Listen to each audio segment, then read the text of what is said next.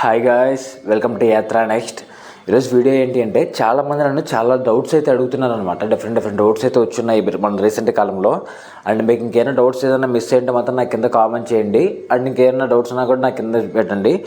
And కొత్తగా మిద్దె తోట స్టార్ట్ చేయాలనుకునే వాళ్ళు ఎవరైనా ఉంటే మాత్రం వీడియో లాస్ట్ వరకు చూడండి. లేదా కొత్తగా గార్డెనింగ్ స్టార్ట్ చేయాలనుకునే వాళ్ళు కూడా లాస్ట్ వరకు చూడండి. గార్డెన్ ప్రజెంట్ చేసిన వాళ్ళు కూడా లాస్ట్ వరకు చూడండి.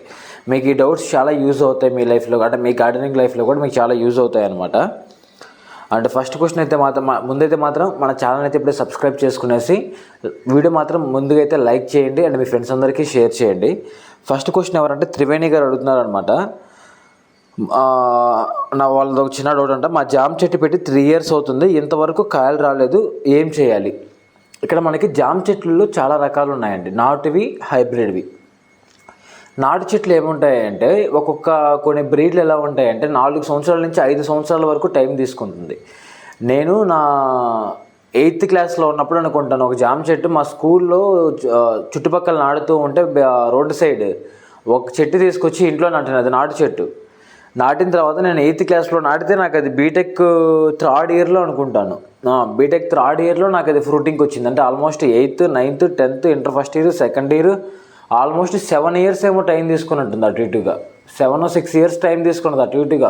3rd year, second yearలోనే అనుకుంటాను. ఆల్మోస్ట్ 6 years, 7 years టైం తీసుకుంటే అప్పుడు వచ్చే నాకు ఫ్రూటింగ్ అనేది. ఈ నాటుకాయలు కొంచెం అలానే ఉంటాయి, కొన్నేమో ఫాస్ట్గా వస్తాయి, కొన్నేమో చాలా టైం పడుతుంది.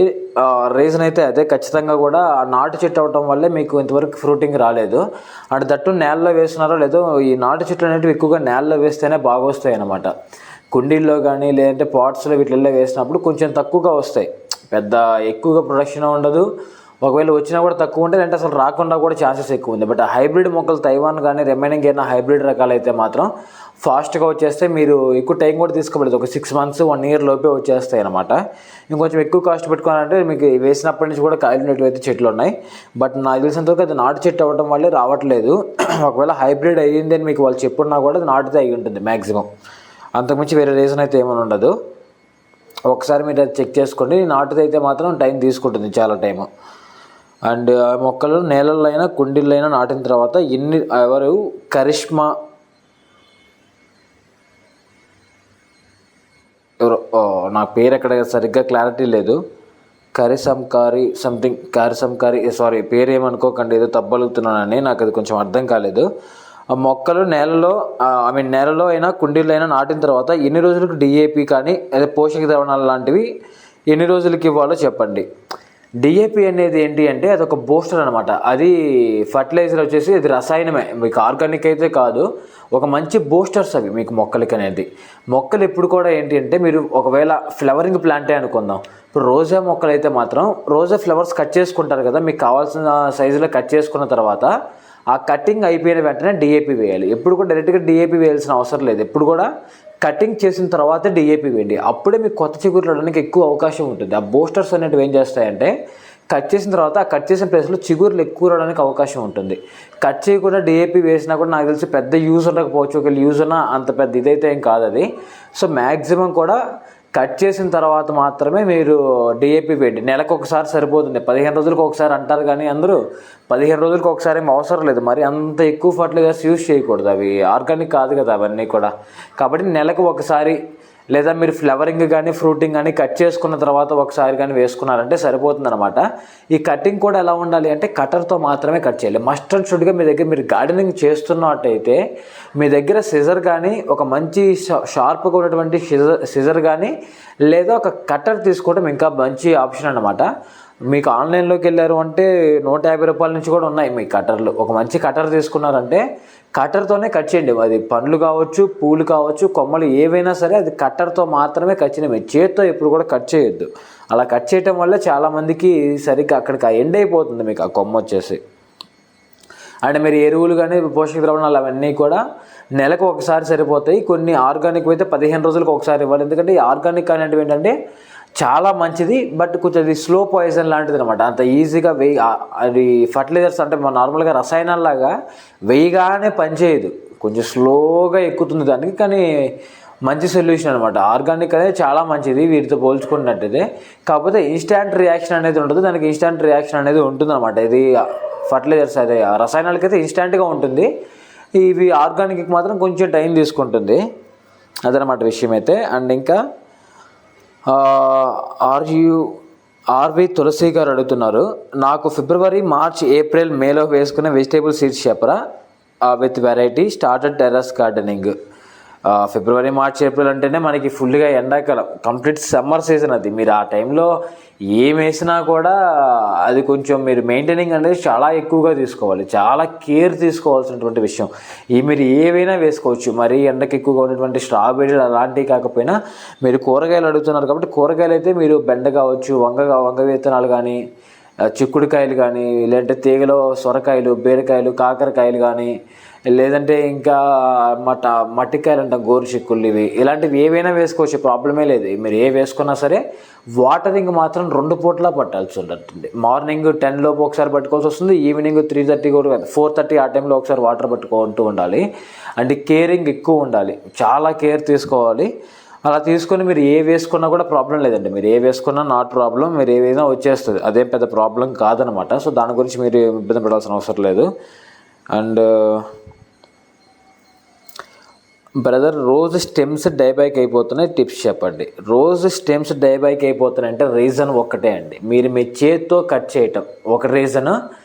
చేత్తో మీరు ఏమవుతుంది అంటే ఆ బడ్స్ అంటే ఆ ఫ్లవరింగ్ని అట్లా చేత్తో కట్ చేసినప్పుడు ఆ ఎడ్జ్ చూసారా, ఆ ఎడ్జ్ మీ హ్యాండ్ ఎప్పుడైతే తగులుతుందో అక్కడితో ఎండ్ అయిపోతుంది మీకు ఆ స్టెమ్. మళ్ళీ అక్కడ నుంచి కొత్త స్టెమ్స్ అనేటివి మళ్ళీ క్రియేట్ అవ్వవు.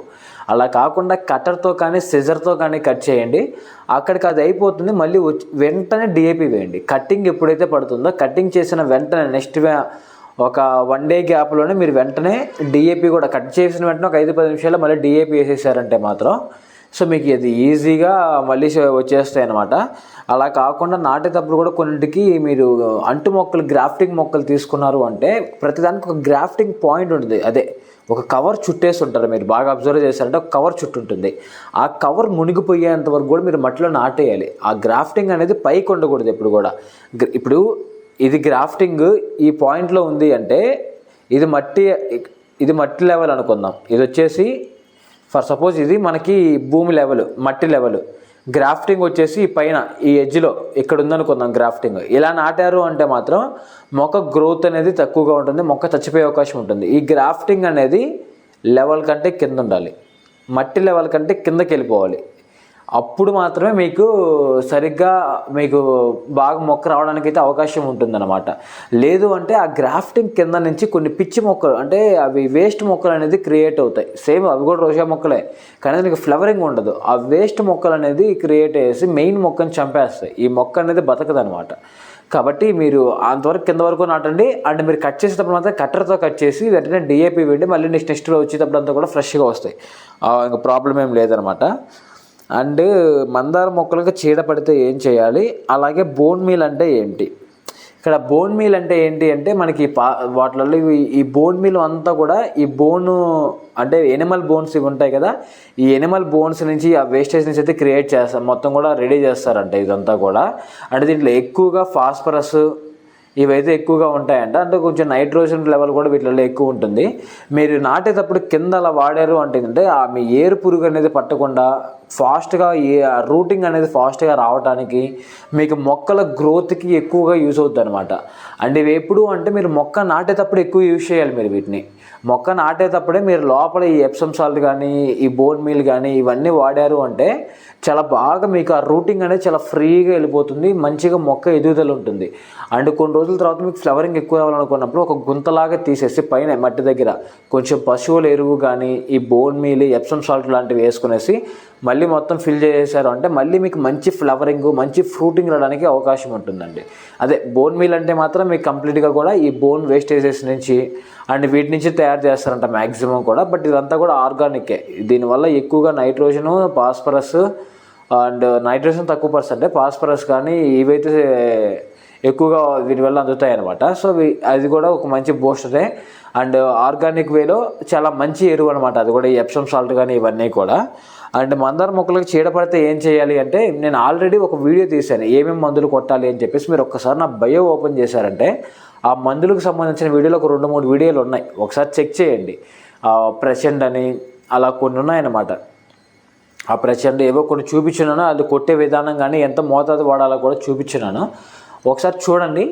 ఆర్గానిక్ వేలో వేయాలనుకుంటే మాత్రం నేను వేరే వీడియో తీస్తాను. మీరు వాళ్ళని అడుగున్నాను ఏ మందులు వాడాలి, వాళ్ళు ఎలా వాడుతున్నారు, ఎంతెంత మోతాదులో వాడుతున్నారని. ఆ వీడియో తొందరలోనే వస్తుంది. సో అవన్నమాట. ఇంకేమన్నా మీకు డౌట్స్ ఉంటే మాత్రం నాకు కింద కామెంట్ చేయండి. అండ్ కొన్ని డౌట్స్ అడుగుతున్నారు చాలామంది. అంటే ఎలా ఏమడుగుతున్నారంటే కొన్ని మొక్కలు మనకు వస్తాయా రావా అని. అవన్నీ ఓపెన్గా చెప్పలేం, కానీ మన ప్రైమ్ వీడియోలో మీకు పక్కన మీరు ఆ సబ్స్క్రైబ్ బటన్ పక్కనే బెల్ సింబల్ పక్కనే జాయిన్ అనే బటన్ ఉంది. అక్కడ జాయిన్ అయ్యారంటే మీకు ఎవ్వరూ ఇప్పటివరకు మీకు చెప్పినటువంటి చాలా స్కామ్స్ అయితే నేను ఎక్స్ప్లోర్ చేస్తున్నాను. మీరు ఒకసారి క్లిక్ చేసి అక్కడ అర్థమవుతాయి. స్కామ్ ఇప్పటికే ఒక 5-6 స్కామ్ల దాకా నేను బయట పెట్టున్నాను. అవన్నీ కూడా మీకు ఏదో తెలుస్తాయి అనమాట. సో మ్యాక్సిమం అందరూ కూడా జాయిన్ అవ్వడానికి ట్రై చేయండి. 2 లెవెల్లో ఉన్న ఏదో ఒక లెవెల్లో జాయిన్ అయిపోండి, మీకు బెటర్ అనిపించుకునేటువంటి లెవెల్లో. అండ్ అదేవిధంగా ఇప్పుడు టెర్రస్ గార్డెనింగ్ చేయాలి అనుకునే వాళ్ళు ఏంటి అంటే, చాలామంది భయం ఏంటి అంటే, టెర్రస్ మీద మొక్కలు బరువు ఎక్కువ పడిందంటే అది ఆ మెద్దికి ఏదో ప్రాబ్లం అయిపోతుంది, ఇంటికి ప్రాబ్లం అవుతుంది, వాటర్ లీక్ అవుతాయి, ఇలా చాలా చాలా అంటూ ఉంటారు. అదేం అసలు పెద్ద విషయమే కాదు, అలా ఏమీ ఉండదు. ఆ బరువును కూడా మోయలేకపోతే ఇంకటి మనం ఇల్లు కట్టుకోవడం ఎందుకు, కానీ అలా ఏమి ఉండదు. మీరు పెట్టుకున్నప్పుడు ఆ కింద ప్లేట్స్ పెట్టుకోవడం కానీ, ఆ పాట్స్ కింద ప్లేట్లు పెట్టడం కానీ ఇలా చేసుకున్నారంటే అదేం పెద్ద ప్రాబ్లం కాదు. మీరు భయపడాల్సిన అవసరం లేదు. అదేదో అంత ఇదైతే ఏమి ఉండదు. హ్యాపీగా మీరు టెర్రస్ మీద గార్డెనింగ్ అనేది చేసుకోవచ్చు అనమాట. మంచిగా పండ్ల మొక్కలు ఎక్కువ ప్రిఫర్ చేసుకుంటే పండ్ల మొక్కలు వేయండి. మస్ట్ అండ్ షుడ్గా మీ ఇంట్లో ఉండాల్సినటువంటి వస్తువులు వచ్చేసి కట్టర్ ఖచ్చితంగా మీ ఇంట్లో ఉండాలి గార్డెన్లో. అండ్ స్పూన్స్ టైప్లో టాపిల్ టైప్లో ఉంటాయి అవి ఒకటి. అండ్ మట్టిని జరుపుకోవడానికి చేతులు కాకుండా పారలు ఉంటాయి, ఆ పారలు కానీ ఇలాంటివి ప్రిఫర్ చేయండి. అండ్ మీకు టెర్రస్ గార్డెనింగ్లో చేసే వాళ్ళకి ఓన్లీ కుండీలే కావాలని లేదు, మనకి ఏది అడ్డు కాదండి. మనం వాడే చిన్న వాటర్ బాటిల్ టిన్నులు ఉంటాయి చూసారా, ఆ కూల్ డ్రింక్ బాటిల్ దగ్గర నుంచి కవర్లు, ప్యాకెట్లు, ప్రతిదీ మనకి గార్డెనింగ్ ఐటమే. ప్రతి దాంట్లో మీరు మొక్కలు వేసుకోవచ్చు. ప్రతిసారి మీరు ఏదో ఒక నర్సరీకి వెళ్ళేసి కుండీలు కొనుక్కొని చేయాల్సిన అవసరమే లేదు. మీ ఇంట్లో పనికినటువంటి దబర్లు కావచ్చు, పనికినటువంటి కుండీలు కావచ్చు, పనికినటువంటి వాటర్ బాటిల్ కావచ్చు, వాటర్ టిన్నులు కావచ్చు, అండ్ వాటర్ ఇవి బబుల్స్ ఉంటాయి కదా, వాటర్ బబుల్స్ కావచ్చు, మనకి ఏది అడ్డు కాదు. మనం పెంచాలి అని అనుకుంటే ప్రతిదీ మనకు పోటే. మట్టి పడే కెపాసిటీ ఉన్నటువంటి ఏదైనా మనకు పోటే. ప్రతి దాంట్లో మనం పెంచేసేయచ్చు. మన క్రియేటివిటీ వాడాలే కానీ ప్రతి దాన్ని మనం యూజ్ చేసుకోవచ్చు అనమాట గార్డెన్లో అయితే మాత్రం. అండ్ ఎక్కువగా మీరు ఏం చేస్తారు అంటే, మీ గార్డెన్లో కానీ ఎక్కడైనా సరే ఎర్రమట్టి తెచ్చిపెట్టేసేయండి. ఎర్రమట్టి తెచ్చిపెట్టేసి మీరు మీ కూరగాయల వేస్టేజ్ కానీ, ఇంట్లో చాలా వేస్టేజ్ అనేది వస్తూ ఉంటుంది కదా, ఆ వేస్టేజ్ అంతా కూడా అక్కడ పడేసి దాని మీద మట్టి కప్పేసేయండి. ఒక 1-2 నెలలు ఆగారంటే బాగా కుళ్ళిపోయి ఒక మంచి ఫర్టైల్ సాయిల్గా తయారవుతుంది అది. ఇంకా ఏదైనా వీలుంటే 4 ఎర్రలు తీసుకొచ్చి ఎర్త్ వామ్స్ తీసుకొచ్చి వేసేయడం కానీ. అండ్ ఈ వేస్టేజ్ అంతా వేసి డైరెక్ట్గా వేస్టేజ్ వేసి మీరు మొక్కలకి వేసేయకండి. అలా కాకుండా మట్టిలో ఈ వేస్టేజ్ అంతా వేసేసి దాని మీద మట్టి అంతా కప్పేసేసారంటే కొన్ని రోజులకు బాగా కుళ్ళిపోతుంది నీట్గా. ఆ కుళ్ళిన ఎరువులో సత్వం ఎక్కువ ఉంటుంది. అప్పుడు ఆ ఎరువును తీసి వీటికి వేయడానికి ట్రై చేయండి, మీకు మంచి రిజల్ట్ అయితే కనిపిస్తుంది అనమాట. సో ఇది వీడియో. మీకు ఇంకేదైనా డౌట్స్ ఉంటే నేను క్లారిఫై చేస్తాను. అండ్ నెక్స్ట్ ఇంకా చాలా మంచి వీడియోలు అయితే రాబోతున్నాయి. నెక్స్ట్ మన కడియపులంక రాజమండ్రి వీడియోలు అయితే రాబోతున్నాయి. ముందుకైతే మన ఛానల్ ఇప్పుడే సబ్స్క్రైబ్ చేసి పెట్టుకోండి. చాలామంది లాస్ట్ వరకు అయితే వీడియో చూడట్లేదు, నాకు అర్థం కావట్లేదు ఎందుకు అనేది. సో ఆ రీజన్ నాకు కింద కామెంట్ చేయండి. నాకు మీ ఫీడ్బ్యాక్ చాలా ఇంపార్టెంట్. ఎందుకంటే మీ ఫీడ్బ్యాక్ లేకుండా నేను అసలు ఎక్కడ మిస్టేక్ చేస్తున్నానో, మీకు ఏది నచ్చట్లేదో నాకు తెలియాలి కదా.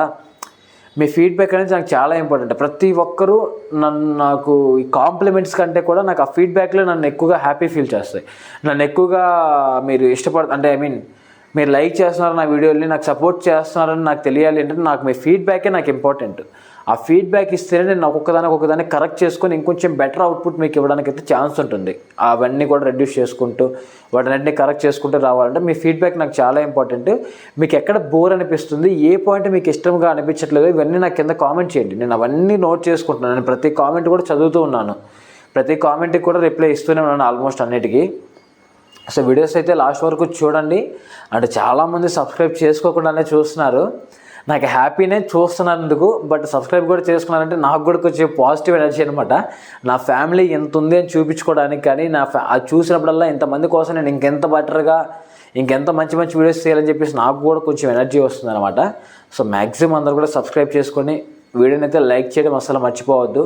అండ్ మీ ఫ్రెండ్స్ అందరికీ కూడా షేర్ చేయండి.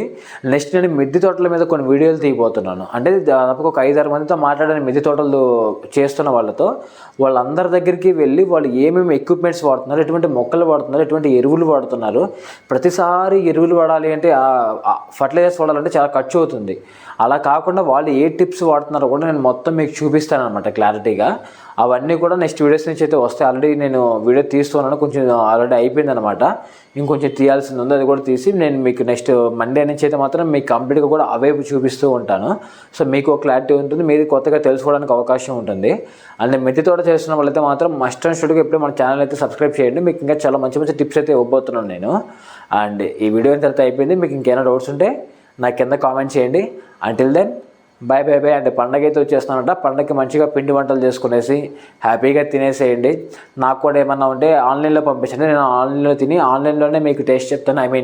నాకు యూట్యూబ్లో పంపించండి, యూట్యూబ్లోనే తినేసి యూట్యూబ్లోనే రివ్యూ ఇస్తాను. ఇన్స్టాగ్రామ్లో పంపించండి, ఇన్స్టాగ్రామ్లో తినేసి ఇన్స్టాగ్రామ్లోనే రివ్యూ చేస్తాను అనమాట. అదనమాట విషయం అయితే మాత్రం. Until then bye bye bye.